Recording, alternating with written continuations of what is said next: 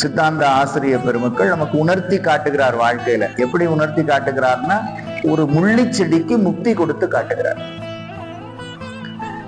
அவருடைய வாழ்க்கையில நடந்த ஒரு வரலாற்று செய்தி இது. அனுதினமும் அம்பலவான பெருமானுக்கு, சிதம்பரம் நடராஜ பெருமானுக்கு மடப்பள்ளியில விறகுகளை வெட்டி கொண்டு போய் கொடுக்கின்ற ஒரு தொண்டன். அவருக்கு பேர் சாம்பான் என்று பெயர். ஆனா அவருக்கு என்ன ஆசைன்னா, முக்தி அடையணும்னு ஆசை. என்னால போய் எதையுமே கற்று தேர்ந்து மற்றவர்களை போல பூசை பண்ணி பாடி எல்லாம் அடைய முடியாது சாமி, ஆனா எனக்கு இந்த பிறவி போதும், எனக்கு முக்தியை கூட என்று தினமும் வேண்டிக் கொண்டே இருப்பார். அந்த வேண்டுதலை தில்லை நடராஜ பெருமான் ஏற்றுக்கொண்டு அவருக்கு ஒரு ஓலையை எழுதி கொடுக்கிறார். அடியார்க்கு எளியன் சிற்றம்பலவன், கொற்றன் குடியார்க்கு எழுதிய கைச்சீட்டு, படியின் மிசை பெற்றான் சாம்பான்,